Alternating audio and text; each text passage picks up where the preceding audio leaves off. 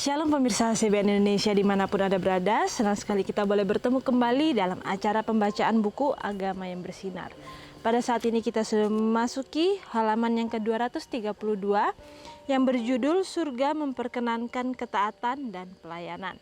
Dan saya undang pemirsa di rumah untuk kita boleh sama-sama membuka Alkitab kita di dalam Ayub 36 ayat 11. Jikalau mereka mendengar dan takluk, maka mereka hidup mujur sampai akhir hari-hari mereka dan senang sampai akhir tahun-tahun mereka. Dan kita dengarkan bersama-sama pokok pembicaraannya. Orang Kristen memiliki sumber kekuatan dan kebahagiaan di mana bagi pecinta keserangan itu adalah asing.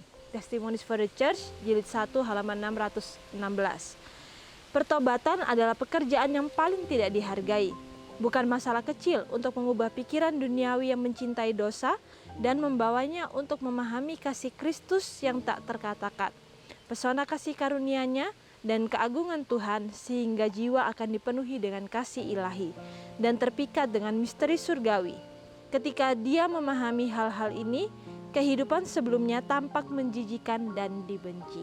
Jadi, bagaimana di sini dikatakan bahwa orang Kristen itu memiliki sumber kekuatan dan kebahagiaan. Kita tahu bahwa kebahagiaan kita yang sejati adalah kebahagiaan ketika kita mengenal siapa karakter Tuhan kita. Kita mau menghidupkan karakter Tuhan kita dan kita mau mengaplikasikan setiap karakter Bapa itu dalam kehidupan kita. Bagaimana ia mau untuk mengasihi orang lain, bagaimana ia mau untuk melayani orang lain dengan sepenuh hati, bahkan sekalipun harus mengorbankan dirinya. Bahkan ketika kita harus mendahulukan kepentingan orang lain di atas kepentingan kita. Tetapi kebahagiaan yang seperti itu dikatakan itu akan terdengar asing bagi orang-orang yang hanya mau untuk memikirkan kepentingannya saja.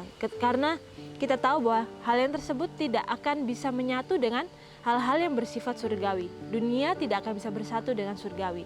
Jadi bagaimana di sini kita diingatkan kembali oleh firman Tuhan ini, bagaimana dalam kehidupan kita mau untuk mengikuti apa yang Tuhan sudah terapkan dalam kehidupannya ketika ia berada di dunia ini.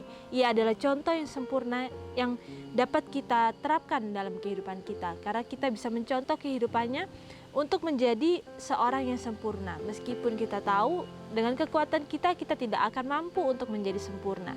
Tetapi Tuhan berjanji bahwa satu saat nanti akan ada umatnya yang sempurna. Dan kita bisa masuk ke dalam kelompok tersebut ketika kita mau untuk berusaha hari demi hari untuk memperbaiki karakter kita sehingga semakin hari semakin seturut dengan karakter Bapa kita. Lalu juga di sini dikatakan bahwa pertobatan adalah pekerjaan yang paling tidak dihargai, karena tidak ada orang yang akan menghormati hal tersebut, karena pertobatan itu adalah hubungan kita dengan Bapa kita. Pertobatan itu hanya kita bisa rasakan, kita bisa praktekkan, dan itu adalah hubungan kita sendiri pribadi dengan Bapa kita. Dan itu bukanlah suatu hal yang harus ditunjukkan kepada orang-orang atau harus kita perlihatkan terhadap orang-orang. Tetapi bagaimana ketika kita mau untuk bertobat hari demi hari, maka tanpa kita sadari hal tersebut akan terpancar dari setiap perkataan kita, setiap perbuatan kita, yang akhirnya bisa dilihat oleh orang lain bahwa kita adalah seseorang yang baru, seorang yang berbeda dengan seorang yang sebelumnya itu kita mungkin kita dikenal oleh orang tersebut.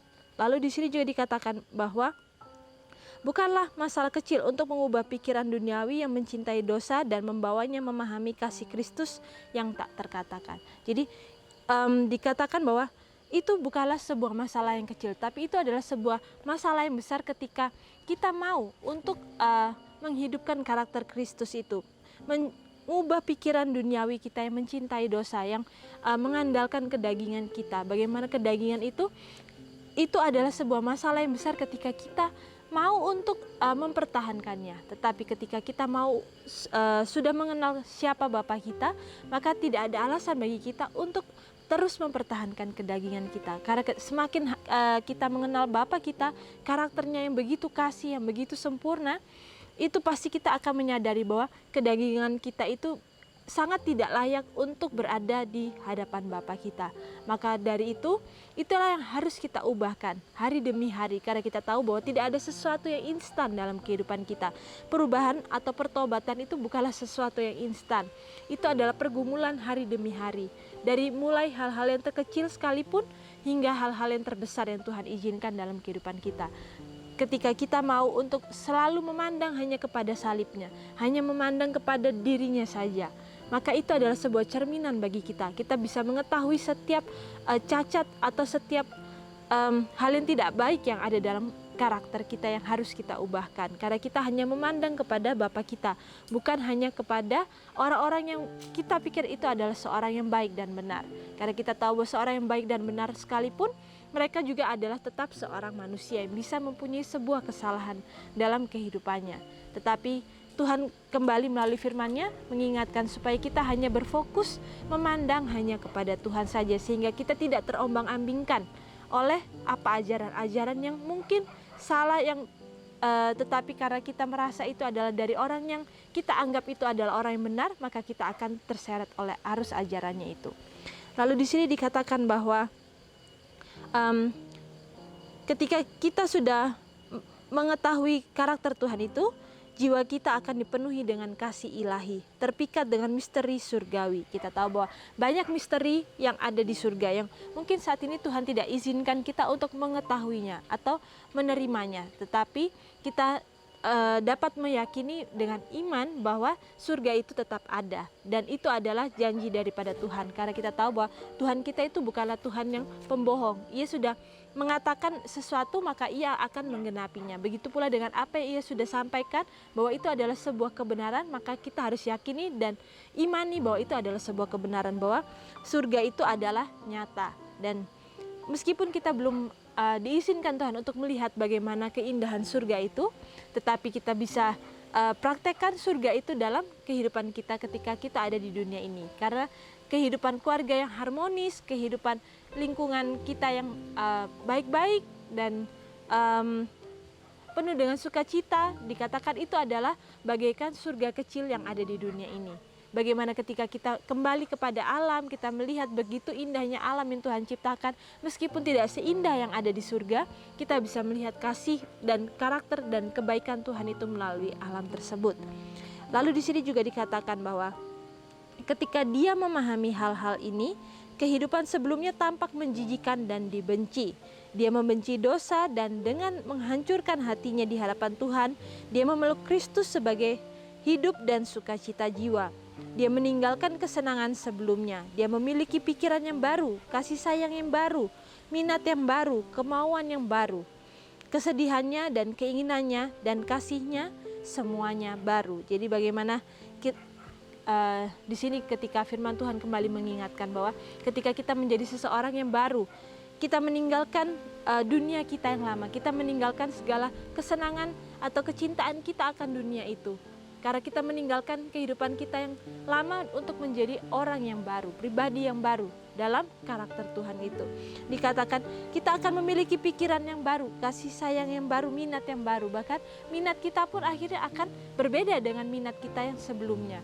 Ketika kita sudah mengenal kasih Tuhan, maka fokus kita adalah bagaimana kita bisa menyenangkan hati Tuhan. Karena begitu besar kasih yang Tuhan sudah berikan dalam kehidupan kita, dan apa yang kita bisa lakukan untuk membalas kasih Tuhan. Meskipun kita tahu kita tidak akan pernah bisa membalas kebaikan Tuhan, karena kebaikan Tuhan itu begitu luar biasa dalam kehidupan kita.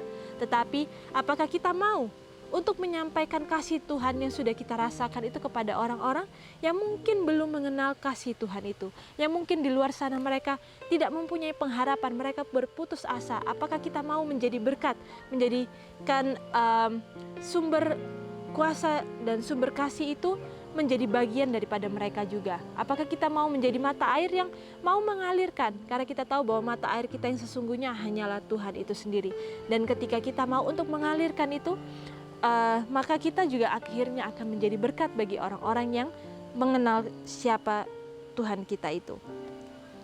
Lalu di sini juga dikatakan bahwa keinginan daging, keinginan mata, dan keangkuhan hidup yang selama ini diutamakan di hadapan Kristus sekarang telah disingkirkan, dan Kristus adalah pesona kehidupannya, mahkota kegembiraannya. Surga yang dulu tidak memiliki pesona sekarang dilihat dari kekayaan dan kemuliaannya, dan dia merenungkan sebagai rumah masa depannya, di mana dia akan melihat, mengasihi, dan memuji Dia yang telah menebusnya dengan darahnya yang mahal. tertulis dalam buku Testimonies for the Church jilid 2 halaman 294. Jadi bagaimana di sini kita kembali diingatkan bahwa dalam fokus kita akhirnya akan melihat surga itu sendiri. Meskipun sekarang ini kita tidak bisa melihat pesonanya, keindahannya, tetapi dikatakan kita bisa melihat itu adalah sebagai rumah masa depan kita. Rumah yang penuh harapan, rumah yang penuh dengan kasih dan sukacita itu sendiri.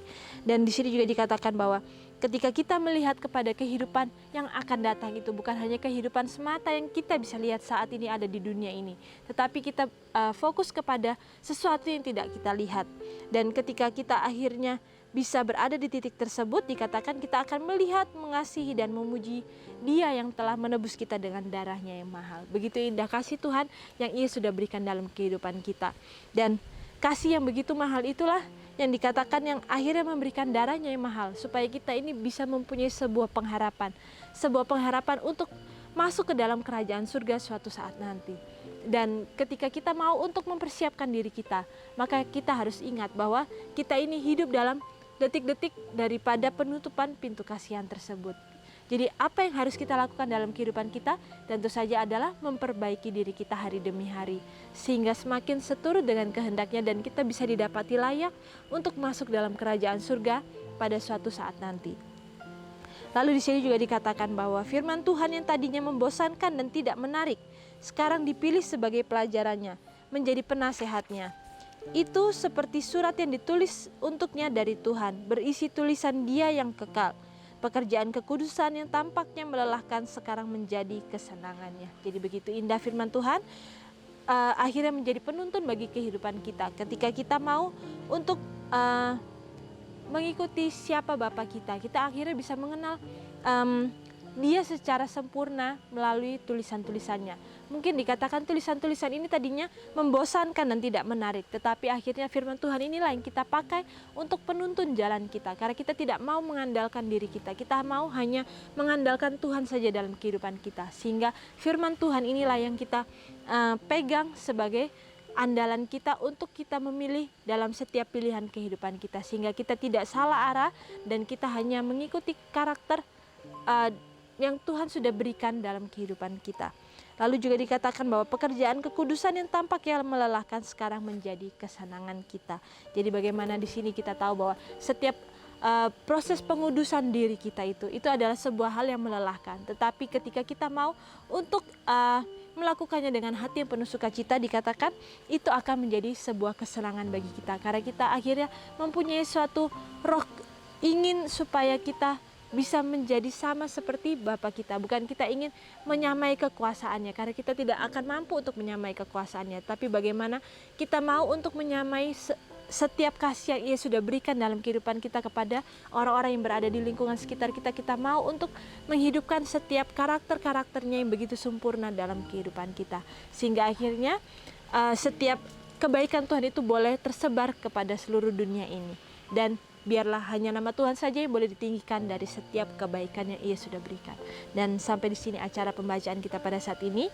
Biarlah firman yang begitu indah ini boleh mengubahkan tabiat kita, sehingga semakin hari kita semakin seturut dengan karakter Bapa kita, dan akhirnya kita bisa berdiri pada hari depan nanti yang penuh dengan kesukaran, karena kita tahu bahwa kita mempunyai pengalaman berjalan bersama dengan Dia. Dan sampai di sini pembacaan kita pada saat ini. Sampai bertemu dalam acara pembacaan-pembacaan yang selanjutnya. Shalom, Tuhan memberkati.